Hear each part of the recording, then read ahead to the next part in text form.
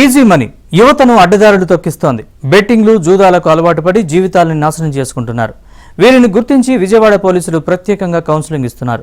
జీవితాల్లో మార్పు తెచ్చేందుకు ప్రయత్నిస్తున్నారు.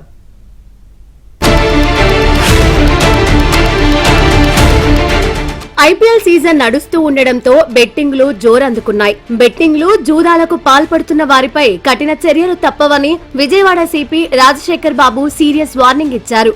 పలువురు బెట్టింగ్ రాయుళ్లను తన కార్యాలయానికి పిలిపించి కుటుంబ సభ్యుల సమక్షంలో కౌన్సిలింగ్ ఇచ్చారు.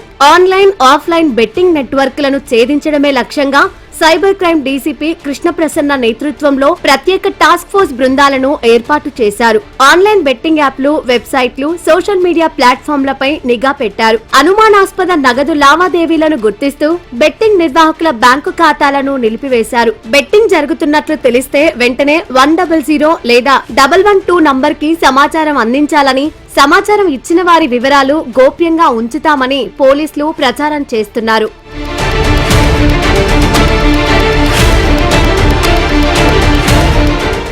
ఈజీ మనీకి ఆశపడి యువత బెట్టింగ్ల వైపు ఆకర్షితులై బంగారు భవిష్యత్తును నాశనం చేసుకుంటున్నారని సిపి రాజశేఖర్ బాబు ఆవేదన వ్యక్తం చేశారు. ఆర్థిక నష్టం, అప్పులు, మానసిక ఒత్తిడితో ఆత్మహత్యలు చేసుకుంటున్నారన్నారు. ఇకపై బెట్టింగ్లు నిర్వహించే బుకీలపై ఉక్కుపాదం మోపుతామని సిపి హెచ్చరించారు. నేరాలకు పాల్పడే వారిపై పీడీ యాక్ట్ నమోదు చేస్తామన్నారు. ఈ బెట్టింగ్ యాప్స్ ఏదైతే ఉన్నాయో కొన్ని వందల బెట్టింగ్ యాప్స్ ఇప్పుడు వారు వడపోస్తున్నారు. అదేవిధంగా సోషల్ మీడియాలో ఆన్లైన్, వాట్సాప్ ఈ అకౌంట్స్ అన్ని కూడా చూస్తున్నారు.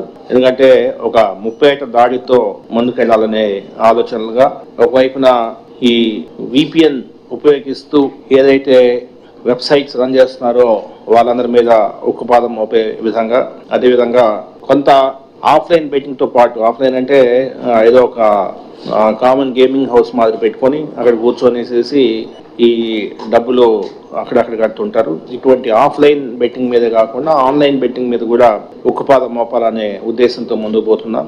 పిల్లల ప్రవర్తనపై తల్లిదండ్రులు నిఘా ఉంచాలని, స్మార్ట్ ఫోన్లలో వాడుతున్న యాప్లను గమనించాలని సూచించారు. త్వరలోనే చైన్ స్నాచర్లకు, మోటార్ సైకిల్ అఫెండర్లకు కౌన్సిలింగ్ ఇస్తామన్నారు.